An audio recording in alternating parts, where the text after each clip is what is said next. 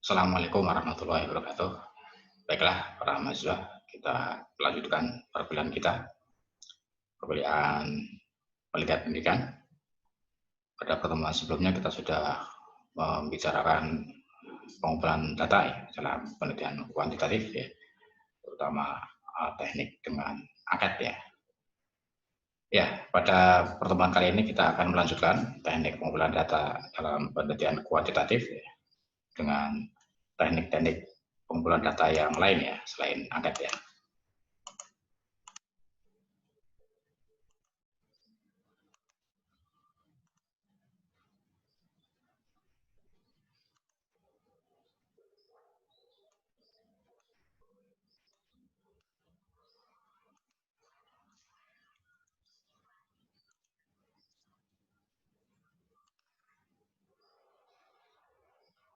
Ya, baiklah, ini kita mulai dari teknik wawancara ya.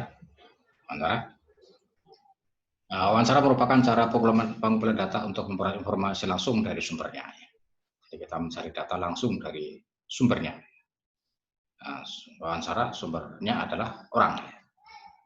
Jadi kita mewawancari orang. Nah, ini menjadi alat yang lebih valid, lebih akurat ya. Karena apa?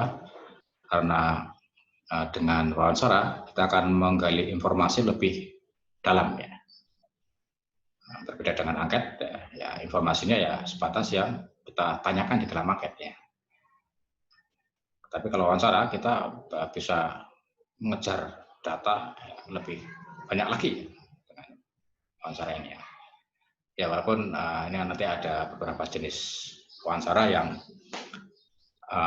memiliki keterbatasan dalam penggalian data ya, ada yang memiliki kelebihan juga dalam penggalian data ya. Ya. Tapi secara umum begini ya, bahwa wawancara itu lebih memiliki peluang bagi kita ya, untuk memperoleh data yang lebih mendalam gitu ya. Nah, tetapi dengan catatan asalkan responden ya, ini dalam istilah penelitian kuantitatif itu disebut dengan responden ya. Sementara dalam penelitian kualitatif itu disebut dengan informan ya. Nah, ini catatannya adalah jika kita akan memperoleh data yang lebih mendalam melalui wawancara, itu asal respondennya itu mau menjawab dengan jujur dan terbuka. Nah ini, kalau respondennya terbuka, ya, terus kemudian juga ya mengungkapkan data apa adanya, gitu ya, itu kita bisa memperoleh data yang lebih banyak. Ya. Tapi kalau sebaliknya respondennya cenderung tertutup, ya menjawab pertanyaan hanya ya sekadarnya saja gitu ya, hanya ya tidak atau ya betul ya, itu ya. Informasinya kurang mendalam ya. Nah, disinilah pentingnya kita sebelum melakukan wawancara kita menjalin hubungan dulu ya, menjalin komunikasi dulu dengan informan atau dengan responden. Ya, paling tidak kita sudah bisa menjalin keakraban gitu ya. Syukur-syukur sudah menjalin keintiman ya, maksudnya sudah punya hubungan yang baik ya, yang sama-sama saling percaya gitu. Ya. Nah, itu akan memberi peluang bagi kita untuk memperoleh data yang lebih mendalam, yang lebih banyak gitu. Nah, ya tuh kesulitannya atau tantangannya ya kalau seandainya responden ini nggak mau terbuka ya, menjawab pertanyaan kita hanya ya ngirit gitu ya, jawabannya ngirit-ngirit ya, sedikit-sedikit ya, jawabannya pendek-pendek ya. Sudah kita kejar ya ke pertanyaan yang kita kembangkan ya, ternyata jawabannya hanya pendek-pendek gitu. Nah, ini ya sekali lagi sebelum kita wawancara kita mesti menjalin komunikasi yang baik ya. Sehingga begitu kita ketemu wawancara nanti sudah akrab kita ya, sehingga wawancaranya itu seperti kita sedang ngobrol saja ya. Sehingga banyak data yang akan kita peroleh gitu. Nah ini respondennya ya, atau orang yang akan kita wawancara ya. Nah, kita memilih responden itu adalah orang yang paling banyak atau paling tahu ya, paling paham ya, atau banyak paham tentang permasalahan dengan kita. Responden harus kriterianya ini ya, orang yang banyak tahu ya tentang masalah penelitian kita. Jadi misalnya kalau kita di sekolahan akan mewawancarai atau permasalahan penelitian kita adalah masalah pendidikan sejarah, belajar sejarah, maka siapa yang banyak tahu ya tentang masalah ini ya tentu guru ya, guru sejarah ya, untuk banyak tahu tentang masalah pembelajaran sejarah. Terus dapat dipercaya ya, setidaknya kita sudah tahu ya profil dari responden ini. Kita bisa cari tahu dulu informasi pada orang lain ya. Ini beliau ini seperti apa ya. Syukur-syukur kita sebelumnya sudah kenal ya, sudah saling mengenal, sudah saling tahu ya, itu akan lebih mudah ya. Kemudian responden dan peneliti memiliki interpretasi yang sama tentang pertanyaan. Jadi jangan sampai ada misinterpretasi ya tentang pertanyaan wawancara ya. Jangan sampai ada salah memahami ya, terhadap pertanyaan wawancara. Sehingga bisa saja ya sebelum kita ketemu langsung wawancara, itu pertanyaan atau garis besar pertanyaan yang akan kita sampaikan pada responden ini kita sampaikan dulu sebelum wawancara. Jadi garis besarnya, Pak, Bu, ini mohon untuk pertanyaan wawancara kami itu garis besarnya seperti ini, itu bisa ya. Sehingga nanti begitu ketemu wawancara ya, ini responden sudah mempelajari ya, sudah menyiapkan diri ya, oh nanti data yang diperlukan oleh Mas atau Mbak ini, oh ini kok, jadi sudah menyiapkan dulu ya, sudah paham gitu loh pertanyaan-pertanyaan yang akan kita sampaikan gitu. Itu mencegah adanya kesalahpahaman ya, atau salah tafsir ya terhadap pertanyaan yang kita ajukan. Nah ini responden. Nah ini ciri-ciri wawancara ya ini. Nah, yang pertama adalah wawancara terstruktur. Ini wawancara dengan daftar pertanyaan yang telah tersusun. Pertanyaan itu sudah kita susun sedemikian rupa ya, urut, gitu ya, sistematis, gitu ya. Nah, dan responden tinggal menjawab saja ya, apa yang sesuai dengan yang kita tanyakan itu. Gitu. Dan setiap responden kita beri pertanyaan yang sama. Nah, dalam instrumen ini, instrumen wawancara terstruktur ini terdiri dari sejumlah pertanyaan dan juga pilihan jawabannya. Nah, sehingga responden tinggal milih saja ya, nggak usah berpikir panjang ya, nggak usah mengingat-ingat ya yang mungkin agak lupa gitu ya, tapi tinggal ini. Nah ini contohnya misalnya, wah ini pertanyaan tentang orang tua ya yang anaknya mau ujian sekolah ini. Bagaimana tanggapan Bapak Ibu terhadap persiapan ujian sekolah anak dari Bapak dan Ibu? Jadi kita bertanya tentang bagaimana tanggapan orang tua ya terhadap persiapan sekolah di mana anaknya akan ujian. Gitu. Nah, maka orang tua ini akan memberi informasi ya. Nah, mungkin dia sudah mendengar dari anaknya, oh besok ada ujian sekolah. Nah, sekolah sudah siapnya apa ya, anaknya bagaimana persiapannya, gitu ya, apa yang perlu dipersiapkan gitu ya. Nah, sehingga orang tua bisa menilai ya, bisa menanggapi ya, oh persiapannya bagus mungkin atau biasa saja ya, atau wah kurang ini pertanyaan anak saya nggak mau ujian kok, begitu repotnya ya ngurus segala sesuatunya ya, belum sempat belajar malah ngurus ini itu ya, misalnya, atau bahkan tidak ada persiapan ya.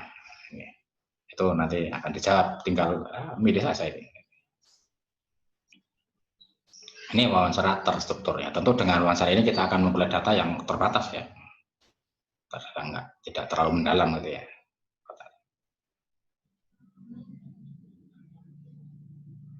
Nah, jenis kedua adalah wawancara tidak struktur ya, atau wawancara bebas nih.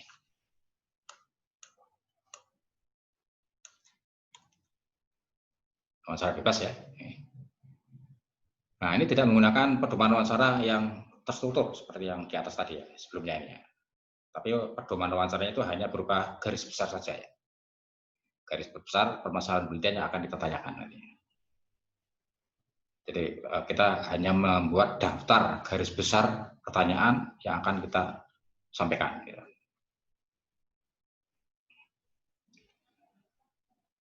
Nah, kelebihan dari model ini, teknik ini ya, peneliti bisa memperoleh data informasi yang lebih mendalam.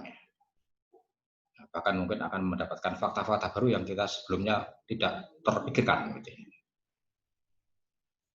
Ya, karena pertanyaan yang garis besar, kemudian dari satu pertanyaan bisa kita kembangkan. Pertanyaan menjadi beberapa pertanyaan ya ketika kita melakukan wawancara itu ya. Sehingga akan semakin banyak pula data yang kita dapatkan ya. Wawancaranya akan lebih mengalir dan menyenangkan ya, karena peneliti tidak terpancang pada daftar pertanyaan, tapi hanya dengan daftar garis besar, kemudian dari garis besar pertanyaan itu dikembangkan ya dengan cara ketika wawancara itu ya. Ya seperti kita sedang ngobrol gitu ya, apa yang mau kita obrolkan sih ini temanya. Kan kita nggak perlu ya mendaftar secara urut ya, satu. Saya pertama kita akan ngobrol ini, dua ini kan enggak ya, ngobrolkan saja mengalir gitu ya. Nah, contohnya ini ya, kita membuat daftar saja ini ya. Yang pertama tentang tanggapan orang tua terhadap persiapan ujian anak sekolah. Nah, kita tanya, misalnya diberi pendahuluan dulu ya. Nih Pak, ini anaknya sebentar lagi kelihatannya mau ujian ya di sekolah ya. Di tetangga saya atau adik saya juga akan ujian ini. Orang tua menjawab, oh iya, benar ya. Ini 2 hari ke depan anak saya akan ujian. Gitu. Oh, wih. Wah, nyuwun sewu ini. Mungkin Bapak ada persiapan-persiapan yang bisa membantu anak untuk ujian di sekolah. Nah, itu nanti orang tua, oh ya, saya sudah mencari informasi ke sekolah ya, ini apa yang perlu dipersiapkan untuk menghadapi ujian. Oh iya ya. Nah, terus misalnya langsung, wah kalau gitu gimana nih penilaian Bapak, tanggapan Bapak terhadap persiapan ujian sekolah ya untuk anak Bapak dan Ibu ini. Nah, nanti misalnya, wah persiapannya saya dapat informasi dari panitia sudah siap semua ya, anak-anak juga tinggal belajar dan menghadapi ujiannya, tidak perlu mempersiapkan banyak hal itu, ya, hal lain ya di luar ujian ya gitu. Nah, ini garis besar ya, dan dikembangkan nanti ketika wawancara. Gitu. Nah, berikutnya adalah observasi, yaitu pengamatan secara langsung. Jadi kita mengamati langsung objek penelitian kita. Instrumennya adalah pedoman observasi. Jadi sebelum kita observasi, kita bikin pedoman dulu, pedoman observasi. Misalnya kita akan mengamati kegiatan pembelajaran sejarah di kelas. Kita buat dulu pedoman observasinya. Kita daftar ya, kira-kira apa saja yang akan kita amati. Pertama, barangkali suasana kelas, ya kan? Suasana ruangan, ya. Nanti gimana suasana ruangannya ya? Kita amati, ya, kita lihat ya. Wah, ruangannya penuh dengan gambar-gambar, ya, dengan lukisan-lukisan pahlawan nasional, ada kata-kata mutiaranya, gitu misalnya. Itu kita amati. Yang kedua, posisi duduk anak-anak, ya. Wah, ternyata ini posisi duduk anak-anak di kombinasi ya, dibuat tidak menetap ya. 1 jam ini anak-anak bisa berubah posisi duduk misalnya. Itu kita amati ya. Ya dan sebagainya ya. Suasana kelas itu semuanya kita amati, kita data gitu ya. Ya juga kegiatannya juga kita amati ya. Ketika guru mengajar ya, kita amati bagaimana performa guru ketika mengajar, kemudian juga bagaimana anak-anak ya, siswanya bagaimana ya, ketika mengikuti pembelajaran ya, kita amati ya, aktif ya, atau sebaliknya ya, wah suasana begitu menyenangkan ya, itu anak-anak begitu gembira misalnya ya, atau sebaliknya ya, itu kita amati ya. Nah ini observasi ya.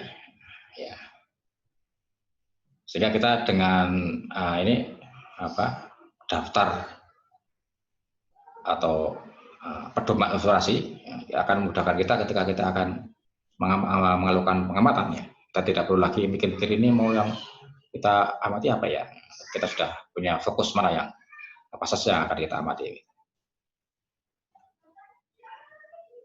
Nah, ada dua jenis observasi ya. Ini bisa kita pakai nanti, bisa kita pilih mana ya antara dua ini. Yang pertama adalah observasi non partisipasi. Nah, dalam teknik ini peneliti terlibat dengan kegiatan sehari-hari dengan objek yang diamati. Jadi peneliti seakan-akan menjadi bagian dari objek penelitian dan ikut ya dalam berbagai kegiatan yang diselenggarakan oleh objek penelitian kita. Nah, misalnya kita akan melakukan penelitian tentang reog Ponorogo. Nah, sebagai peneliti ya ikut ya terjun langsung ketika grup reog ini sedang tampil, sedang perform, kita ikut terlibat di situ. Jadi penarinya barangkali ya, atau jadi penabuh instrumennya ya, alat musiknya ya, atau jadi apanya ya. Jadi terlibat betul ya. Jadi tidak hanya sekedar ini bukan ini observasi partisipasi maksudnya ini, bukan nonnya dihilangkannya. Observasi partisipasi ya. Jadi kita betul-betul terlibat ya, berpartisipasi ya dalam kegiatan yang diselenggarakan oleh objek ya. Nah, kelebihan dari metode ini ya, jenis ini ya, yaitu peneliti dapat lebih paham ya dengan objek yang diamati ya, dan bisa lebih detail ya dalam mengamati ya. Kenapa? Karena terlibat langsung. Jadi, mengamati reog Ponorogo dengan cara terlibat langsung, maka dia akan lebih menghayati, bisa paham, oh gini toh reog ya. Nah, seperti ini ya jadinya kalau reog sedang perform gitu ya. Akan lebih banyak data yang diperoleh ya karena dia mengamati langsung, mengalami langsung gitu. Itu kelebihannya ya. Tapi kelemahannya seandainya peneliti ini kemudian menjadi terlarut ya, terlena ya dengan kegiatan yang dia ikuti bersama objeknya itu ya. Sehingga tujuan utama penelitian malah menjadi lupa misalnya. Itu yang tantangannya di situ ya. Terlalu asik bermain reog malah sampai lupa, wah ya, saya sedang penelitian ya ini ya ternyata ya. Kayaknya lupa mengamati ya. Malah asik dengan reognya itu ya. Ini tantangannya ya. Nah, setelah selesai, wah iya ini, wah tadi saya apa ya ini ya, yang nggak sempat mengamati tadi nih. Itu malah akhirnya datanya nggak dapat ya. Nah itu jenis pertama ya, observasi partisipasi. Yang kedua adalah observasi non partisipasi. Ini berbeda dengan yang pertama ya. Jadi ini peneliti hanya sebagai pengamat saja, hanya mengamati saja. Jadi sebagai orang luar ya, tidak ikut terlibat dalam kegiatan yang dilakukan oleh objek. Nah kelebihannya ya ini akan bisa lebih fokus ya dalam mengamati ya, karena tidak ikut terlibat. Kalau reog tadi tidak ikut ngereog ya, tapi dia hanya melihat saja, mengamati saja ya. Bisa lebih fokus ini. Tapi kelemahannya ya karena hanya mengamati, melihat ya dengan indera saja ya, ya tentu saja data yang diperoleh tidak sedetail yang dengan partisipasi ya. Mungkin yang diperoleh datanya hanya hasil pengamatan indera saja, penglihatan saja ya. Dan bisa jadi itu data yang sifatnya hanya di luar, hanya data permukaan ya. Data-data yang sifatnya lebih detail, lebih mendalam, mungkin tidak diperoleh ya. Nah, ini kalau observasi non partisipasi ya. Nah tentu ini tergantung kebutuhan nanti ya, kita akan menggunakan yang mana ya. Dan juga kita harus mengukur diri ya, kita akan lebih cocok dengan jenis apa ini ya. Kalau kita meneliti reog Ponorogo, kita mau pakai observasi partisipasi, bisa kita ikut menari reog misalnya, atau menjadi penabuh musik reog misalnya ya. Nah, itu harus kita pertimbangkan ya. Atau kalau ya saya bisa ini ikut menjadi pemain reog ya, Tapi kalau ternyata kalau Anda ikut malah Anda punya kecenderungan untuk mudah larut misalnya ya. Nah, itu ya perlu diperhitungkan. Kalau mudah larut nanti ya lupa kalau sedang penelitian ya. Nah, metode berikutnya adalah tes ini. Ini juga salah satu metode pengumpulan data dalam penelitian kuantitatif ya. Ini adalah cara pengumpulan data dengan menyajikan sejumlah pertanyaan yang harus dijawab oleh responden. Ini biasanya digunakan untuk pengumpulan data yang sifatnya kognitif ya, data kognitif, gitu. Data yang sifatnya pengetahuan. Instrumennya adalah tes ya, baik pilihan ganda ataupun urean. Tapi biasanya yang lebih banyak adalah digunakan yang pilihan ganda ya, tes pilihan ganda ya. Karena apa? Karena dengan pilihan ganda ini akan bisa mengungkap banyak kemampuan. Di materi yang banyak itu bisa dites dengan pilihan ganda ya. Jadi misalnya satu materi bab sejarah gitu ya. Nah, itu bisa dibuat soal pilihan gandanya, semuanya mencakup materi itu. Satu bab misalnya dibuat tes pilihan ganda 20 soal ya. Semuanya tercakup ya dari awal sampai akhir gitu. Itu kelebihan dari pilihan ganda ya. Dan pilihan ganda dalam scoringnya itu lebih mudah. Dalam memberikan skor itu mudah. Karena pilihan ganda ya. Ini kalau salah ya skornya rendah ya. Kalau benar skornya tinggi ya, tinggal 17 aja. Kan mudah. Nah, ya berbeda kalau urean. Urean kan wah nanti butuh waktu lama ya membaca ini nilainya berapa ya. Jawabannya panjang, jawaban responden panjang ya. Perlu baca satu persatu ya. Jadi skornya juga lebih sulit ya. Tes urean gitu. Nah, ini cara membuat soal tes ya. Soal tes urean, soal tes ya untuk pilihan ganda ya. Nah, sebelum kita menyusun butir-butir tes ya, kita buat dulu kisi-kisinya. Nah, seperti juga halnya angket ya. Seperti kemarin kita bicarakan itu juga mesti harus dibuat kisi-kisi angketnya dulu ya. Jadi sebelum menyusun butir-butir angket juga harus disusun dulu ya kisi-kisi angketnya. Nah, demikian pula dengan tes ini, ya, sebelum kita menyusun butir-butir tes, itu kita buat dulu kisi-kisinya. Nah, ini misalnya kita akan mengetes ini ya, tentang pengetahuan siswa terhadap pahlawan nasional yang berjuang mempertahankan keutuhan negara dan bangsa Indonesia pada tahun 48 sampai 65. Ya. Kita akan tes ini ya, sejauh mana pengetahuan siswa ini ya. Variabelnya ya siapa saja ini pahlawannya ya. Ada Franz Kasiepo, ada Silas Papare, ada Sultan Hamengkubuwono IX. Ini. Indikatornya apa? Indikator ini Franz Kasiepo ini siapa sih?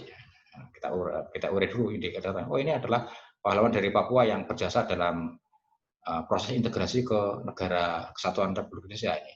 Ini indikatornya ya. Indikator dari sosok pahlawan ini. Dan Silas Papare adalah juga ini juga pahlawan dari Papua yang menentang pembentukan negara Indonesia Timur ya, bentuk oleh Belanda. Ini menentang ya. Silas Papare lebih condong untuk bergabung dengan NKRI gitu ya. Sultan Hamengkubuwono ini bagaimana sosoknya ya? Indikatornya apa ya? ini Sultan itu memberi fasilitas yang banyak ya ketika pemerintahan RI pindah ke Jogja ya. Ini indikatornya. Nah, kemudian dari indikator ini kemudian kita buat soalnya ya. Kita tentukan soalnya. Ini nanti untuk Franz Kasiepo ini soal nomor 1. Silas Papare soal nomor 3 ya. Sultan soal nomor 2. Sekaligus ini kita tentukan kunci jawabannya ini ya. Nanti untuk nomor 1 kunci jawabannya A ya. Untuk nomor 3 kunci jawabannya E ya. Nomor 2 jawabannya A. Ini kisi-kisi. Nah, dari kisi ini kemudian barulah kita buat soalnya. Nah, ini soalnya. Soalnya tadi berdasarkan kisi-kisi ini Franz Kasiepo adalah salah satu pahlawan nasional dari Papua yang berjasa dalam proses. Nah, dari sesuai dengan indikatornya, dia adalah pahlawan yang berjasa dalam integrasi ke NKRI ya. Jawabannya A. Sesuai dengan kunci jawaban tadi ya, jawabannya A. Juga Sultan ini ya, Sultan juga begitu ya, kunci jawabannya A ya. Terus ini yang menentang negara Indonesia Timur ini adalah Silas Papare, kunci jawabannya E. Sesuai dengan ini tadi ya, kunci jawaban ini. Ini caranya membuat tes ya. Ya ini, ya sudah tes ini ya. Nah berikutnya adalah dokumentasi. Teknik pengumpulan data berikutnya adalah dokumentasi. Dokumentasi berasal dari kata dokumen yang artinya barang-barang tertulis ya. Ini yang berkaitan dengan sesuatu yang tertulis ya. Dalam dokumentasi, peneliti menyelidiki benda-benda tertulis ya, seperti buku, majalah, dokumen, peraturan-peraturan, notulensi rapat ya, catatan hasil rapat, dan sebagainya. Ya, segala sesuatu yang bersifat tertulis ini, dokumen. Tapi tidak semua dokumen dapat dijadikan sebagai alat pengumpulan data ya. Jadi hanya dokumen yang telah dijamin keakuratan saja. Dokumen yang terpercaya gitu lah ya. Atau dokumen resmi ya yang dikeluarkan oleh suatu institusi atau suatu lembaga itu yang itu saja yang kita pakai ya. Jangan kemudian kita misalnya menemukan dokumen di pinggir jalan ya, wah ini ada kertas ini, kita baca ini, wah sejarah Sultan Hamengkubuwono. Tapi dari dokumen itu nggak jelas ya, karena Anda temukan di pinggir jalan bekas bungkus kacang goreng misalnya, itu dari buku apa ya nggak jelas ya, itu ya berarti dokumen itu tidak akurat ya, tidak valid ya. Dokumen yang bisa dipercaya. Nah, oleh karena itu maka dalam menggunakan dokumen kita harus menyertakan sumbernya kita cantumkan. Sumbernya dari mana ini sehingga dokumen itu terpercaya. Nah, dalam penelitian misalnya dokumentasi yang bisa kita gunakan adalah data-data yang berasal dari data induk sekolah, data-data sekolah atau dinas pendidikan, data resmi yang dikeluarkan atau dimiliki oleh sekolah sehingga dapat dipercaya.